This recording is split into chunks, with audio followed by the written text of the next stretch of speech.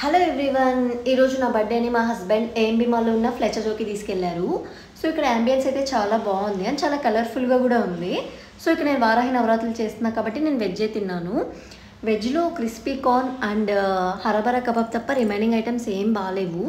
పైగా వెజ్లో కూడా చాలా తక్కువ ఐటమ్స్ ఉన్నాయి, అందులో కూడా టేస్ట్ సోగానే ఉన్నాయి.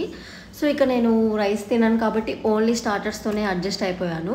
సో ఇక ఈ పేస్ట్రీస్ అయితే మొత్తం విప్పింగ్ క్రీమే ఉంది, అసలు పేస్ట్రీ తిన్న ఫీలింగే లేదు.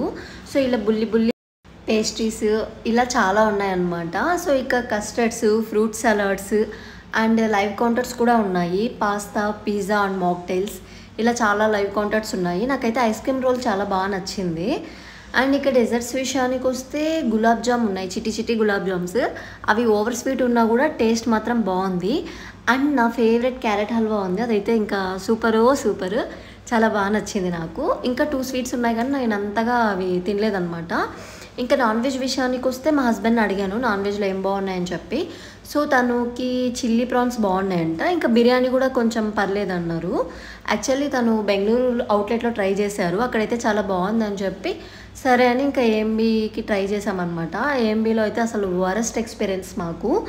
నేను 2018-19 టైంలో బఫేస్ ట్రై చేశాను, like absolute barbecues and hitech సిటీలో ఉన్న సీబోస్ ఇలా చాలా బాగుండేవి. అవి స్టార్టర్స్ కానీ ఫుడ్ కానీ చాలా బాగా నచ్చేది. డెజర్ట్స్ అయితే ఇంకా చాలా బాగుండేవి సీబోస్లో. ఇలా మాకు హైదరాబాద్ ఏఎంబీ మాల్లో వరస్ట్ ఎక్స్పీరియన్స్ అయింది బఫేలో. అది ఫ్రెండ్స్, ఇంకా మేము ఈజీ డైనర్లో బుక్ చేసుకున్నాం అనమాట. సో మాకు 15% ఆఫర్ వచ్చింది అండ్ ఎక్స్ట్రా 200 ఆఫర్ కూడా వచ్చింది. Boy friends.